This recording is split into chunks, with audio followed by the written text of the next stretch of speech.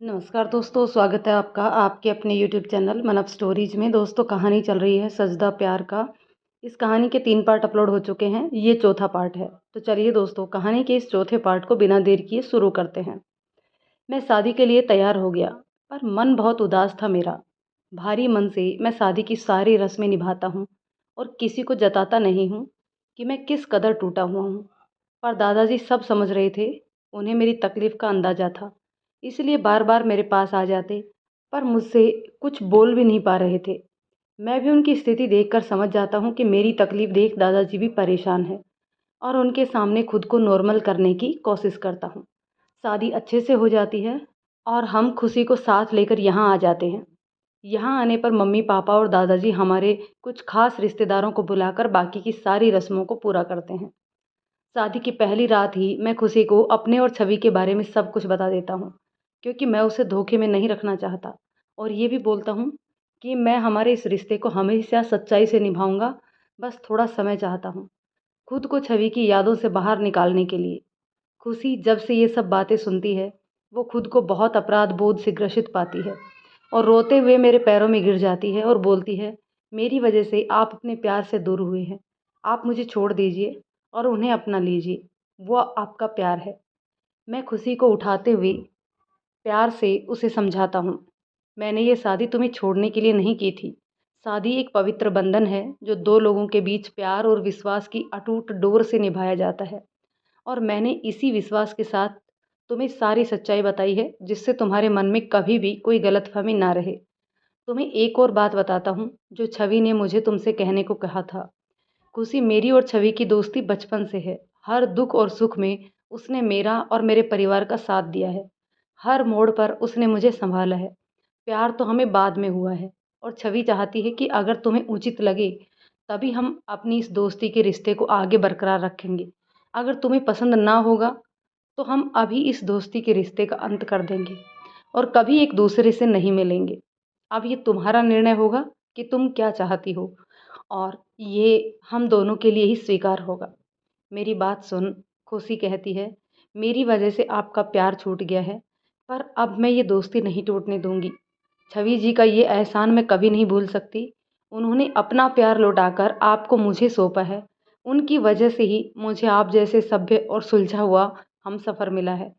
तो अब मैं दो दोस्तों को दूर कर एक और अपराध नहीं कर सकती। उसी वक्त तुरंत मेरे फ़ोन से छवि को फ़ोन लगा, उसे सब बात बताती है। खुशी के इस निर्णय से उस रात हम तीनों ही सुकून की नींद सोते हैं। खुशी जल्द ही अपने प्यार से घर के सभी लोगों को अपना बना लेती है, जिसमें मैं भी शामिल होता हूँ। दादाजी मेरी गृहस्थी अच्छे से बसा देख अब 4 धाम की यात्रा के लिए गए हैं, इसलिए मम्मी पापा भी उनके साथ गए हैं। इतना कहकर साहिल एक लंबी सी सांस भरते हुए सबकी तरफ देखते हुए कहता है, तो ये रही दोस्तों मेरी और खुशी की शादी की कहानी। साहिल की बात सुनकर सबकी आंखें नम हो जाती हैं। प्राची तो भावुक होकर छवि के गले लग जाती है और उससे कहती है, दोस्ती और प्रेम की सही मतलब तो आज मैंने तुमसे सीखा है। सच्ची दोस्ती और सच्चा प्यार निस्वार्थ किया जाता है, जो तुमने किया है। ये सुन बाकी सभी प्राची की बात का समर्थन कर छवि को गले लगा लेते हैं। ये देख साहिल भी उनसे बोलता है, यारो मैं और खुशी भी तो हैं। तो उन दोनों को भी सब गले लगा लेते हैं। खुशी उन सभी से कहती है, क्या मैं भी आप सभी की दोस्त बन सकती हूँ? तो छवि प्यार से उसका हाथ पकड़कर कहती है, बन सकती हो नहीं, बन चुकी हो। उसकी बात सुन सभी जोर से यस कहकर चिल्लाते हैं। सबका इतना प्यार देख खुशी की आंखों में आंसू आ जाते हैं। तभी अचानक अखिल अपना पेट पकड़कर जोर से आहा कहकर चिल्लाता है, तो सब हैरान होकर उसके पास पहुंच जाते हैं। अखिल उन्हें देखकर पेट पकड़कर जोर जोर से आहा आहा करके चिल्लाता है। सब घबरा कर उससे पूछते हैं कि आखिर हुआ क्या है अखिल। अनुराग उसके पेट पर हाथ रखते हुए पूछता है, दर्द हो रहा है क्या तुझे? तो अखिल उसकी बात का जवाब दिए बिना और जोर जोर से चिल्लाते हुए बोलता है, हे भगवान बचाओ मुझे, निकालो इनको यहाँ से। उसकी बात सुन सब हैरानी से उसे देखते हैं और शिवम उसका मुंह बंद कर बोलता है, क्यों चिल्ला रहा है, बताना क्या हुआ है तुझे, और किससे बचाएं, किसको निकालें, बोल क्या बोल रहा है तू। अखिल उनकी बात सुन चेहरे पर परेशानी के भाव लिए अपने पेट की तरफ इशारा करता है और जैसे ही कुछ बोलने को करता है शिवम उसकी टी शर्ट ऊपर कर देखने लगता है कि क्या हुआ उसे। अखिल उसके पीछे धकेलते हुए बोलता है, क्या कर रहा है यार? इन सब के सामने मेरी इज्जत क्यों उतार रहा है? देख, सब लड़कियां भी है यहाँ। तेरी नहीं तो मेरी तो इज्जत का ख्याल रख। उसकी ये बात सुन सब लड़कियां हंसने लगती हैं और शिवम उसे मारने के लिए दौड़ता है। तो अखिल सोफे के पीछे भागकर अनुराग के पीछे जाकर छुपता है। शिवम उसे पकड़ने के लिए कोशिश करता है तो अनुराग हंसते हुए उसे बचाते हुए बोलता है, छोड़ना शिवम, इसे, ये तो ऐसा ही है। अखिल की तरफ देखकर पूछता है, और तू अखिल, अभी तो तुझे पेट दर्द हो रहा था, क्या क्या बकवास कर रहा था अभी? अखिल उसकी बात सुन मासूम से मुंह बनाते हुए कहता है, तो और क्या करूं मैं? तुम लोग मेरा और मेरे पेट का ध्यान ही नहीं दे रहे हो। पहले साहिल की इतनी लंबी कहानी, फिर खुशी भी रोने लगी तो तुम लोग फिर से उसे संभालने, फिर पता नहीं और कितना टाइम लगता। मेरे पेट की हालत देखो, इसके अंदर चूहे कूद कूद कर धमाचौकड़ी मचा रहे हैं, कभी यहाँ तो कभी वहाँ। अखिल इतना मासूम चेहरा बनाकर बोलता है कि सब उसको देखकर हंसने लगते हैं। अनुराग उसके पेट में एक घूंसा मारते हुए कहता है, भुक्कड़ कहीं का, सीधे नहीं बोल सकता था कि भूख लगी है? ड्रामेबाज साला, डरा ही दिया सबको। उसकी बात सुन अखिल अपनी बत्ती सी दिखाने लगता है। खुशी उसके लिए नाश्ता लगाने अंदर चली जाती है तो छवि और प्राची भी उसके साथ चल देती है। थोड़ी देर बाद तीनों हाथ में नाश्ते की ट्रे लिए आती हैं जिसमें समोसा, ढोकला, भजिया, प्याजी वड़ा, नमकीन, गुलाब जामुन और काजू कतली रखे रहते हैं। जैसे ही तीनों नाश्ते की टेबल पर रखती हैं, अखिल नाश्ते पर टूट पड़ता है और समोसा मुंह में ठूंसते हुए कहता है, वाह, आज तो मज़ा ही आ जाएगा। उसकी बात सुन और उसे ऐसा करते देख एक बार फिर सब ठहाका मारकर हंसने लगते हैं। फिर सभी साथ में बैठकर नाश्ता करते हुए हंसी मजाक करने लगते हैं और अपने पुराने कॉलेज के दिनों की बातें करते हैं। बातों का सिलसिला जो शुरू होता है तो बात करते करते उन सबको 3 बज जाते हैं। खुशी घड़ी देखती है तो घबरा कर किचन की तरफ जाती है और मन ही मन में बड़बड़ाते हुए जाती है कि 3 बज गए हैं, अभी तक खाना नहीं बना, जल्दी से जाकर बना लेती हूँ। छवि उसकी हालत देखकर सब समझ जाती है। अब तक छवि और प्राची बहुत अच्छे दोस्त बन गए जाते हैं तो छवि प्राची की आंखों में इशारे कर उसे भी किचन में चलने के लिए कहती है। दोनों खुशी की हेल्प करवाते हैं किचन में। खुशी ने खाने में बहुत सी तैयारी सुबह से ही कर ली थी जिसमें तीनों जल्दी से खाना बना लेते हैं और डाइनिंग टेबल पर खाना लगा सबको खाने के लिए बुलाते हैं। सब एक साथ बैठकर खाना खाते हैं और खाने की खूब तारीफ करते हैं। ना खाने के बाद खुशी सबको खीर सर्व करती है और बताती है कि ये प्राची ने बनाई है। तो शिवम मुस्कुराते हुए अनुराग की तरफ देखकर कहता है, हाँ तो सबसे पहले अनुराग को खिलाओ। यह बात सुन प्राची हैरानी से उसकी तरफ देखने लगती है। तो शिवम बात को संभालते हुए कहता है, मेरा मतलब अनुराग को खीर बहुत पसंद है, तो सबसे पहले उसे दो। और कहते हुए अनुराग को एक आंख मारता है तो अनुराग गुस्से से उसे देखता है। सभी खीर खाते हैं और बहुत तारीफ करते हैं। प्राची सबको थैंक यू बोलती है। तभी हवा के साथ एक खुशबू के झोंके का उसे एहसास होता है तो वो कुछ पल उसे महसूस करती है और दौड़कर बाहर चली जाती है। उसे ऐसे दौड़ते देख सब हैरानी से उसे देखने लगते हैं, पर अंजलि उस खुशबू को ही समझ गई थी कि प्राची क्यों इस तरह दौड़कर बाहर गई है। सभी बाहर गार्डन की तरफ आते हैं प्राची को देखने के लिए तो उसे देखकर हंसने लगते हैं। बाहर बारिश हो रही थी और प्राची बारिश में भीगते हुए वहीं गार्डन में एक जगह पर बारिश के भरे पानी भर गया था उसमें कूदती रहती है। उसे ऐसा करते देख सब हंसते हुए उसके पास आ जाते हैं और उसी के जैसे कूदने लगते हैं। सब बारिश का मज़ा लेने लगते हैं। थोड़ी देर बाद इसी तरह भीगने के बाद सब अंदर आ जाते हैं क्योंकि सबको ठंड लगने लगी थी। पर प्राची अभी भी बारिश में भीग रही थी। अंजलि उसे बुलाने जाती है पर वो बस थोड़ी देर और अंजलि भीगने देना, देख कितना मज़ा आ रहा है, कह देती है। अंजलि एक दो बार फिर उसको बुलाती है पर वो नहीं मानती तो अंजलि गुस्से में अनुराग के पास जाकर बोलती है कि सर आप ही कुछ कीजिए वरना उसका ये पागलपन ख़त्म ही नहीं होगा। बारिश के पीछे पूरी पागल हो जाती है ये तो अपनी तबीयत भी ख़राब कर लेगी। अनुराग उसकी बात सुन प्राची के पास जाता है और उसे अंदर चलने को कहता है, पर प्राची उसको भी बस थोड़ी देर और सर कहकर बारिश में हाथ ऊपर कर भीगने लगती है।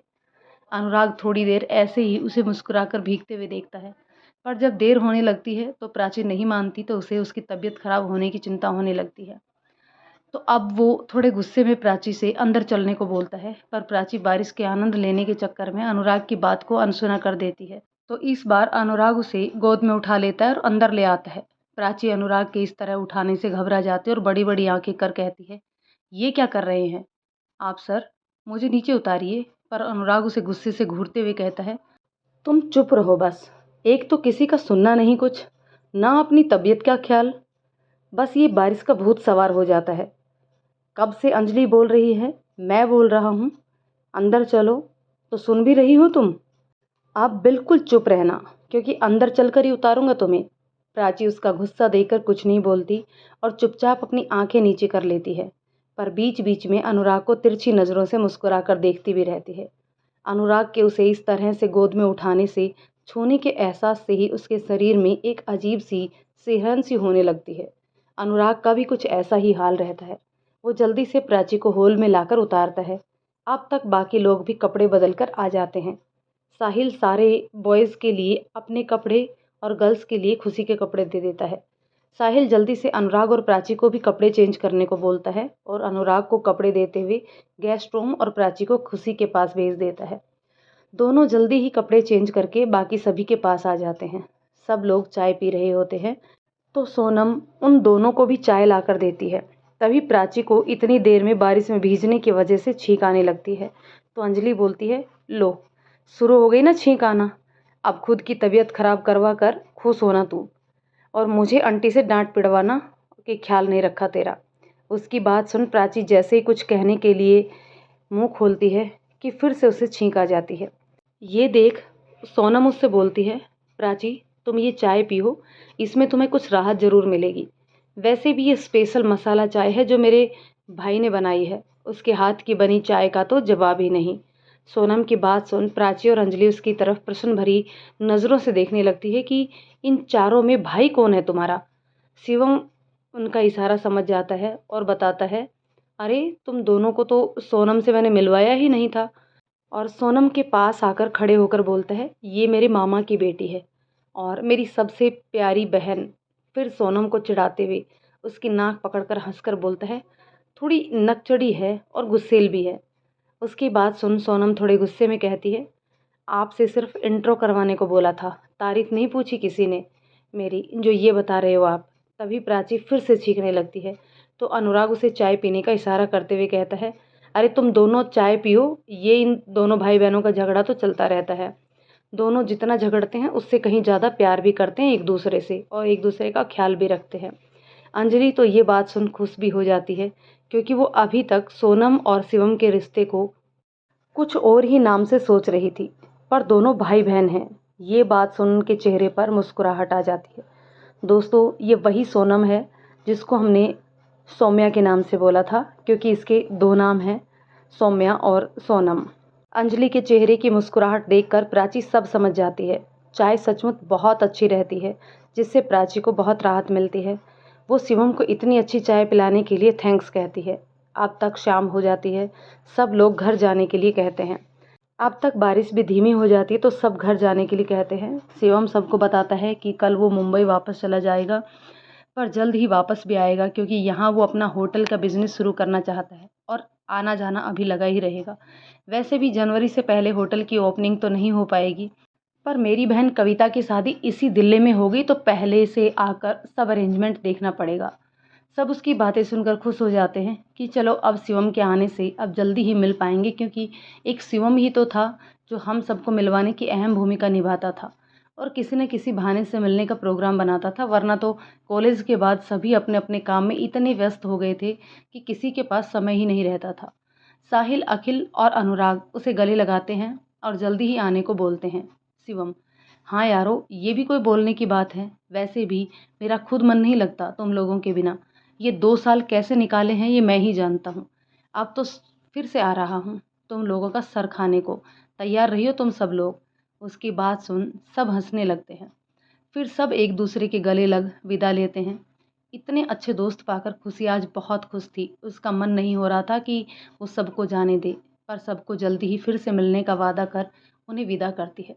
बाकी सभी भी खुशी और साहिल से फिर मिलने के लिए कहते हैं और घर के लिए निकल जाते हैं। अखिल, जोया और छवि सब एक साथ चले जाते हैं।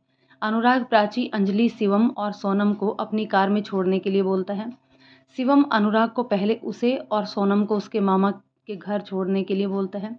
वो थोड़ी देर बाद मामा मामी से मिलकर रात तक वापस आ जाने के लिए बोलता है, क्योंकि मामी जी को कुछ सामान भी मुंबई भेजना था। वो मम्मी ने मंगवाया था, तो वो उसे लेते जाऊंगा, इसलिए तुम मुझे मामा जी के घर छोड़ दे अभी। अनुराग उसकी बात सुन ओके कहकर कार को उसके मामा जी के घर की तरफ मोड़ देता है।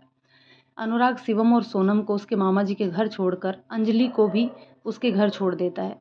अब कार में सिर्फ अनुराग और प्राची रहते हैं। थोड़ी देर दोनों ही खामोश रहते हैं। फिर प्राची ये खामोशी तोड़ते हुए अनुराग से धीरे से सॉरी बोलती है। अनुराग उसकी तरफ हैरानी से देखते हुए पूछता है, सॉरी? सॉरी किस लिए प्राची? जी सर, वो हमने आपकी बात नहीं सुनी थी। हम बारिश में इतने खो जाते हैं कि कुछ सुध-बुध ही नहीं रहता है। हमको बारिश बहुत पसंद है, तो उसका आनंद लेने में इतने खो गए कि आप सबकी बात ही नहीं सुनी और आपको गुस्सा दिलाया, इसलिए सॉरी सर।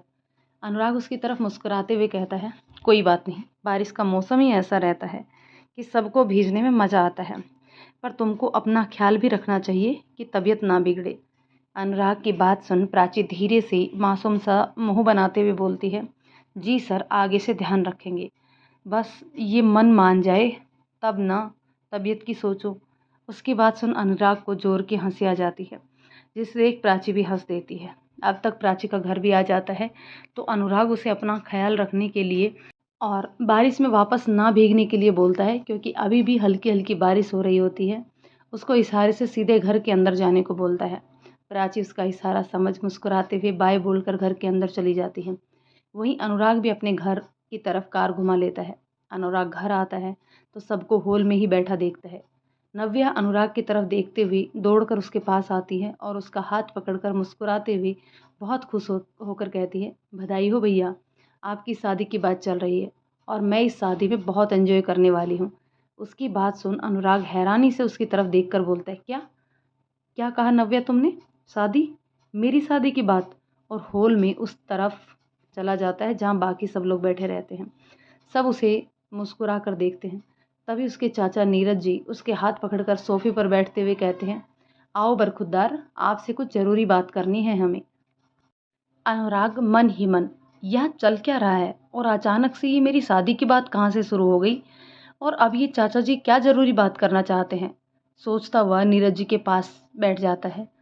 वो एक नज़र सबकी तरफ देखता है, सबको अपनी तरफ से मुस्कुराते हुए पाता है। बात की शुरुआत नीरज जी करते हैं और अनुराग से कहते हैं, अनुराग बेटा, हम सभी ने एक निर्णय लिया है। भाई साहब के जाने के बाद तुमने इस घर को और बिजनेस को बहुत अच्छे से संभाल लिया है और अब एक और जिम्मेदारी संभालने का वक्त भी आ गया है, इसलिए हम सबका विचार है कि अब तुम्हारी भी शादी हो जानी चाहिए। तभी जया जी उसके पास आकर बैठते हुए बड़े ही प्यार से उसके गाल पर हाथ रखकर कहती है, अनुराग बेटा, मैं जानती हूँ इस समय तुम्हारे मन में बहुत से सवाल उठ रहे होंगे, पर हमने बहुत ही सोच विचार कर ये निर्णय लिया है। वैसे भी तुम्हारे इस घर और मेरे प्रति भी बहुत जिम्मेदारियां हैं। तुम तो बेटा ऑफिस चले जाते हो और मैं इस बड़े से वीरान घर में पूरा दिन अकेले बोर होती रहती हूँ। तेरी शादी हो जाएगी तो बहू के आने से घर में चहल पहल हो जाएगी। बेटा शादी के लिए हाँ कह दो, आखिरी फैसला तेरा ही होगा और तुम्हारी पसंद से ही शादी होगी। अगर तुम्हें कोई लड़की पसंद हो तो हमें बता दो। वैसे एक लड़की हमने भी पसंद की है। अनुराग उनकी बात सुन परेशान हो जाता है। उसकी समझ में कुछ नहीं आ रहा था कि वो सबसे क्या बोले, कैसे मना करे माँ को, क्योंकि अभी तो वो खुद ही प्राची से अपने प्यार का इजहार नहीं कर पाया है और यहाँ तो ये सब शादी की बात कर रहे हैं। यहाँ तक लड़की भी पसंद कर ली है।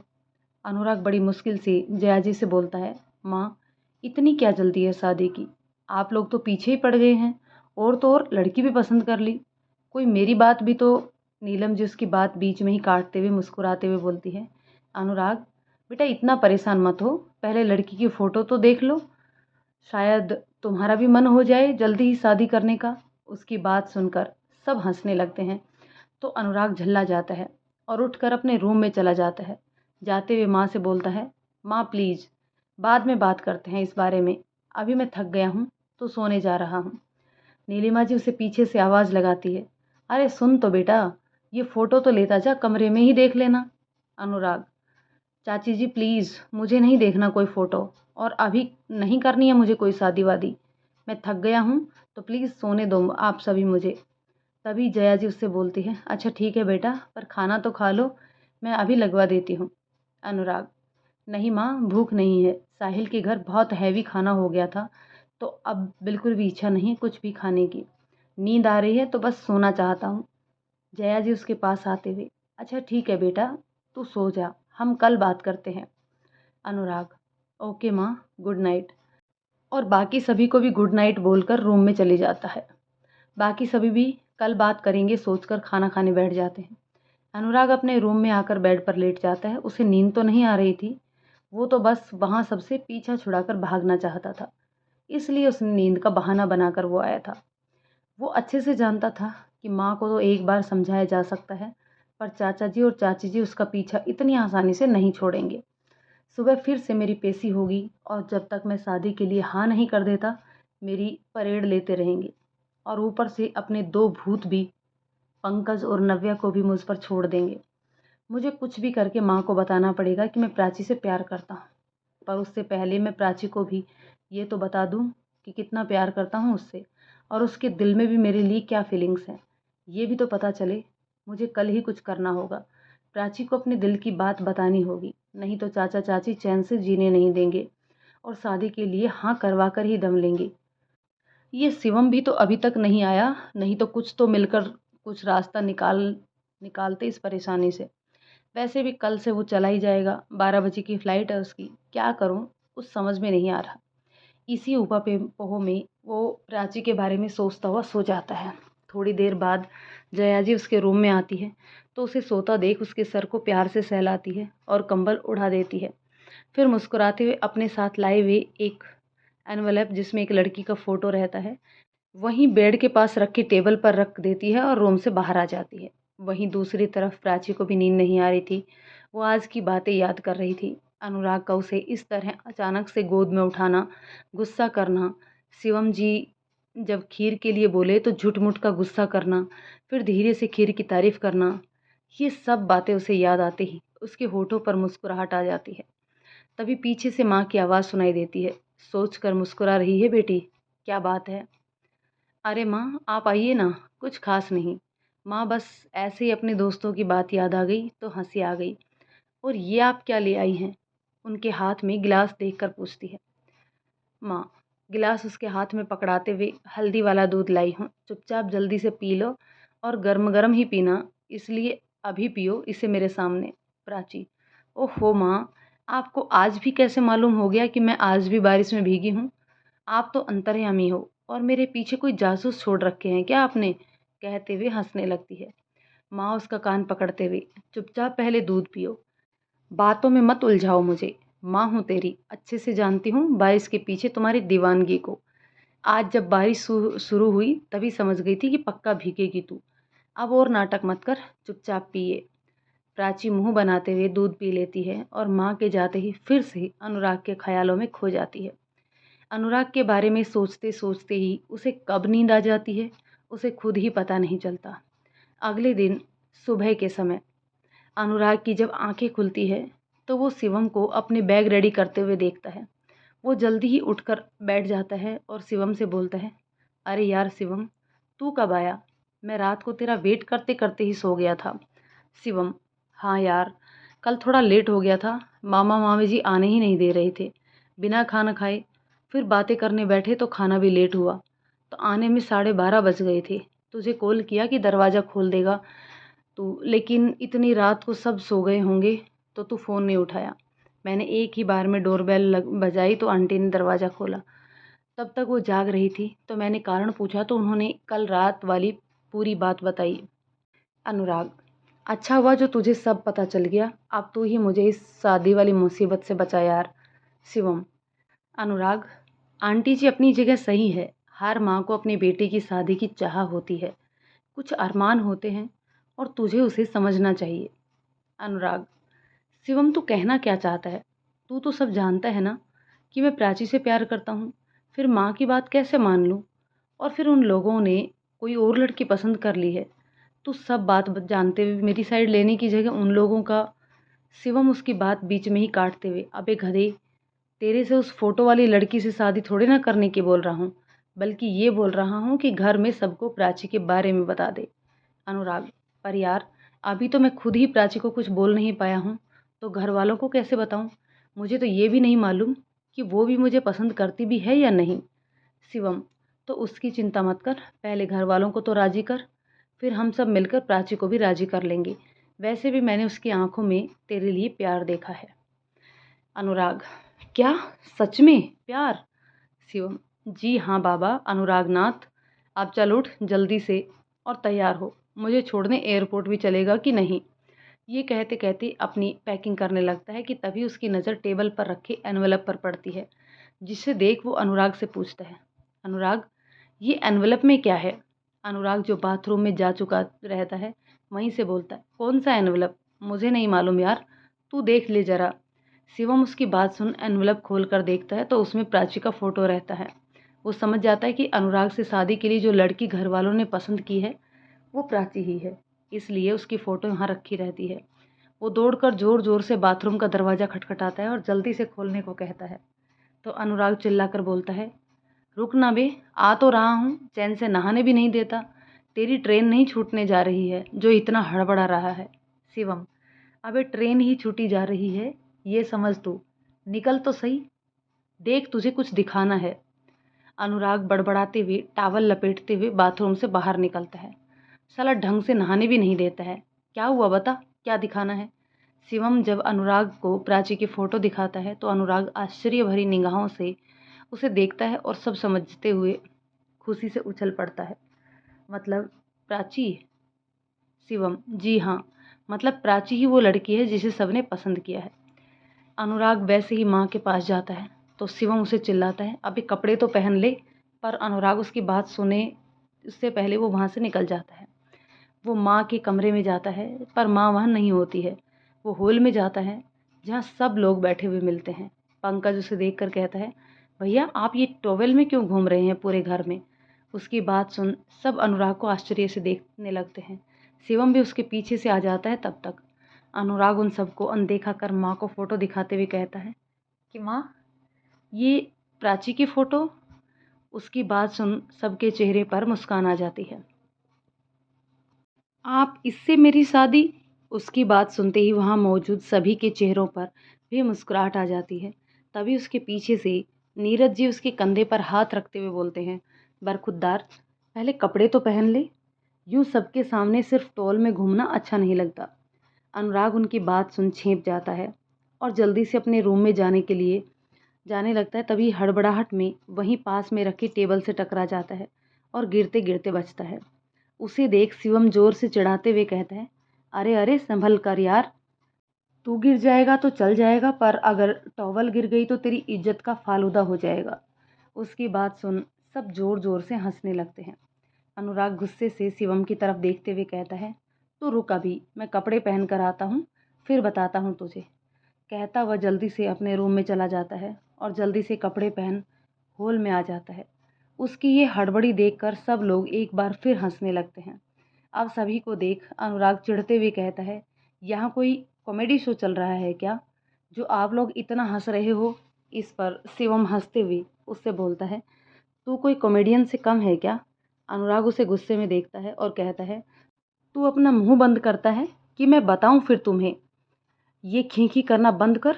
उसकी ये बात सुनकर शिवम को और ज़ोर से हंसी आ जाती है और वो हंसने लगता है।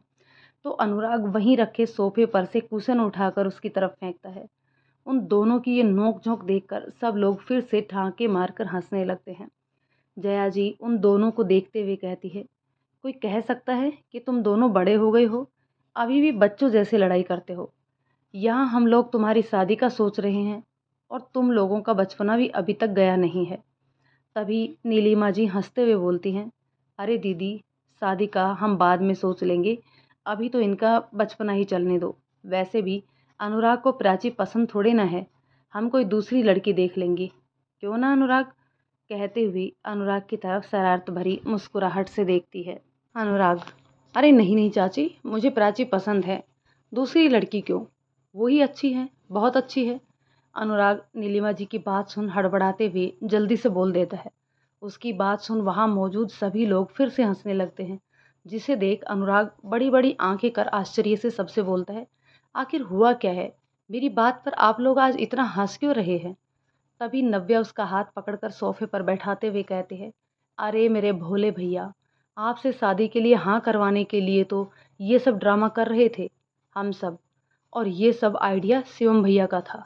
नव्या की बात सुन अनुराग हैरानी से शिवम की तरफ देखता है तो शिवम उसके सर पर धीरे से चपत मारते हुए कहता है, अरे घोंचू, मैं जानता था कि तू प्राची से प्यार करता है। ये बात सबसे नहीं बोल पाएगा। जब कल रात को आंटी ने मुझे सब बात बताई और प्राची की फ़ोटो दिखाई, तभी मैंने सबको बता दिया था कि तू भी प्राची से प्यार करता है। बट अभी तक बोला नहीं है उससे, इसलिए शादी के लिए मना कर रहा है और तुझसे हाँ करवाने के लिए ये प्लान बनाया। इसलिए तेरे कमरे में फ़ोटो भी मैंने ही रखवाई थी प्राची की, और ड्रामा भी किया ताकि तू सबके सामने बोले, और देख वही हुआ। अब तू शादी के लिए तैयार है या अभी भी नहीं करनी शादी?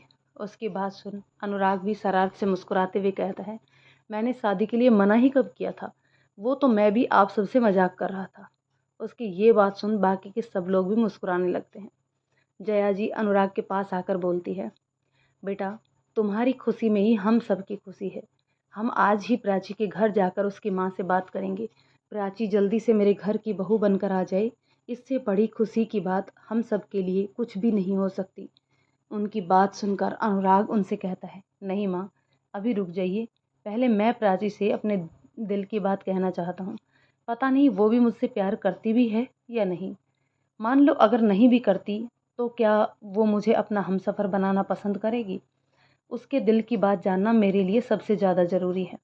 अगर वो हमारे इस रिश्ते से खुश होगी, तभी हम शादी की बात करेंगे। आप सभी मुझे थोड़ा समय दीजिए, मैं प्राची से जल्द ही अपने दिल की बात बताऊंगा। उसकी बात सुनकर नीरज जी भी कहते हैं कि अनुराग ठीक कह रहा है, हमें उसे थोड़ा वक्त देना चाहिए। सभी उसकी बात मान लेते हैं। शिवम की फ़्लाइट का टाइम हो जाता है, तो जल्दी से ब्रेकफास्ट कर वो सबसे विदा ले लेता है और अनुराग के साथ एयरपोर्ट के लिए निकल जाता है। रास्ते में शिवम अनुराग को प्राची से जल्दी बात करने को कहता है। इधर प्राची ऑफिस जल्दी आकर वहाँ का काम संभालती है, क्योंकि अनुराग ने रास्ते में ही उसे फ़ोन कर दिया था कि आज वो लेट ऑफिस आएगा, शिवम को छोड़ने एयरपोर्ट जा रहा है। आज मिस्टर आहूजा से भी उसकी मीटिंग थी, तो वो सारी तैयारी पहले से करके रखती है। अनुराग शिवम को सी ऑफ कर सीधा ऑफिस जाता है, तो प्राची को मीटिंग की तैयारी करते देखता है। उन्हें आज आहूजा जी के ही ऑफिस जाना था मीटिंग के लिए। वो प्राची से बात करने की सोचता है, पर अभी मीटिंग में जाना है और समय भी कम है, तो मीटिंग से लौट कर बात करने की सोचता है। दोनों मीटिंग के लिए निकल जाते हैं और थोड़ी देर में मिस्टर आहूजा जी के ऑफिस में पहुंच जाते हैं। वहां अंदर जाकर वो रिसेप्शन पर बैठी लड़की से आहूजा जी से अपनी मीटिंग के बारे में बताते हैं, तो वो लड़की दोनों को एक केबिन में ले जाती है और कहती है, प्लीज़ आप लोग यहीं वेट करिए, सर अभी आकर आपसे मिलते हैं। ये कहकर वो लड़की चली जाती है। थोड़ी देर बाद एक 25-26 साल का लड़का, जो देखने में एकदम हीरो जैसा लगता था, हाइट 5 फीट 11 इंच, गोरा रंग, भूरी आंखें, काले बाल, आकर्षक चेहरा, वाइट शर्ट, ब्लू जीन्स पहने उस केबिन में आता है और पीछे से आते हुए अनुराग से बोलता है, माफ़ कीजिएगा, मेरी वजह से आपको थोड़ा इंतज़ार करना पड़ा।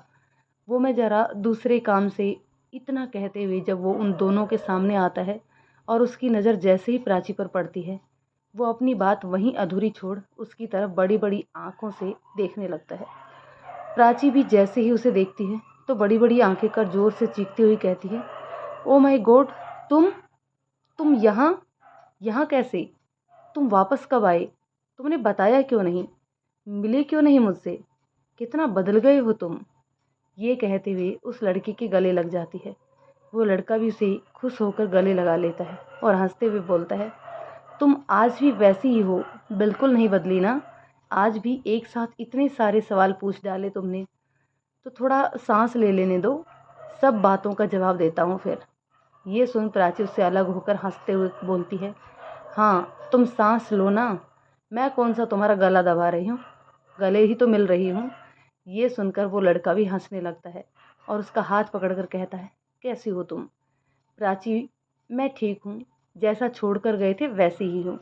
अब भी ये सब छोड़ो, पहले ये बताओ तुम यहाँ कैसे?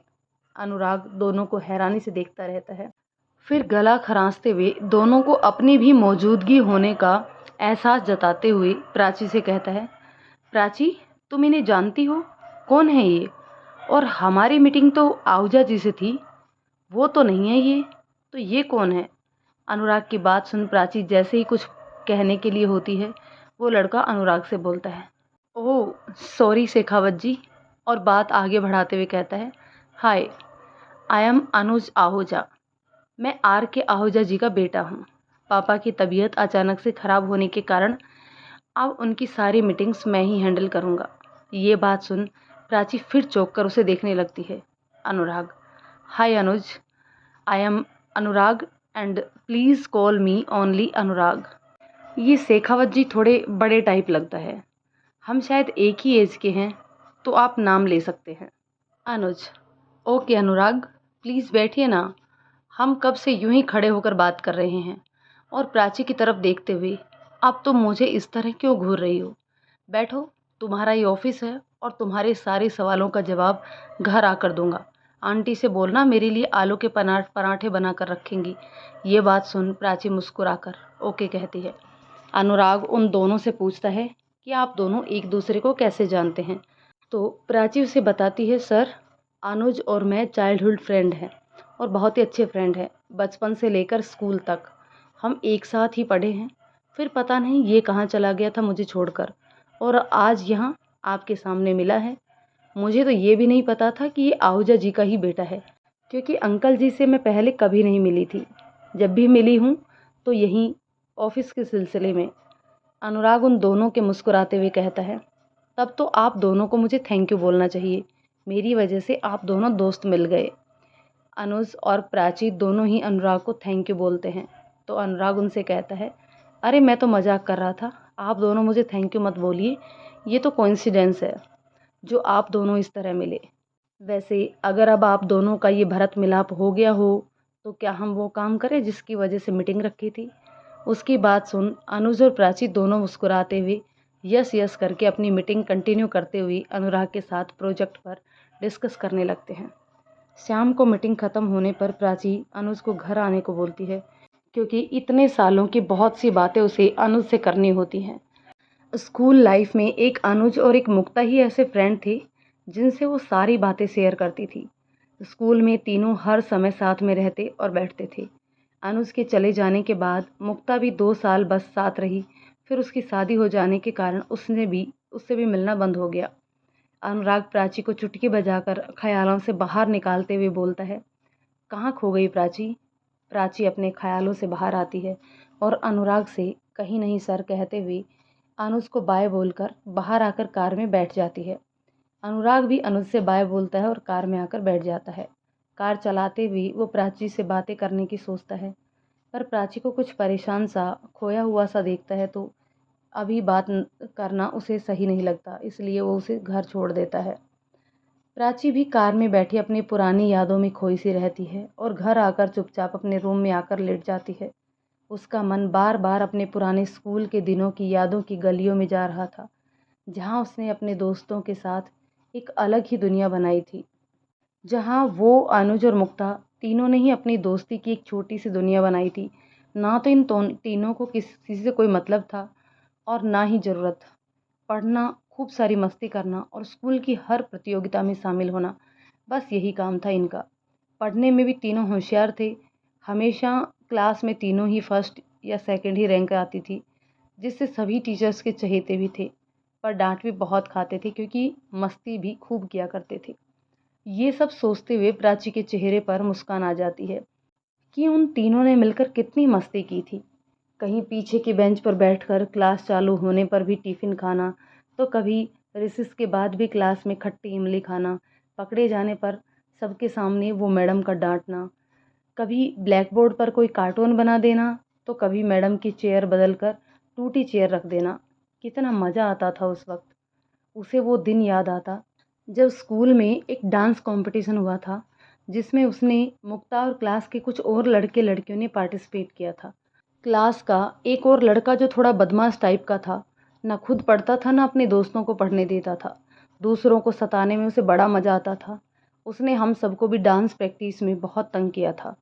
एक दिन तो उसने प्रैक्टिस कर रही एक लड़की को गिरा दिया था, जिससे उसे चोट भी आ गई थी। तब हम तीनों ने मिलकर उसकी प्रिंसिपल सर से शिकायत की थी और प्रिंसिपल सर ने उसे सबके सामने बहुत डांटा था। इतना ही नहीं, अनुज ने तो स्कूल के बाहर उसकी वो क्लास ली जो 3-4 दिन तक वो स्कूल ही नहीं आया था। ये वाकया याद आते ही प्राची को हंसी आ जाती है। दोस्तों कहानी के इस पार्ट को यहीं रोकते हैं। मिलते हैं कहानी के एक और पार्ट में। तब तक ये कहानी आपको कैसी लगी कमेंट करके ज़रूर बताइएगा। यदि कहानी पसंद आई तो इसे लाइक शेयर कर दीजिए। चैनल पर नए हैं तो प्लीज़ चैनल को सब्सक्राइब ज़रूर कर लीजिए। तो चलिए दोस्तों मिलते हैं कहानी के नेक्स्ट पार्ट में। तब तक के लिए शुक्रिया।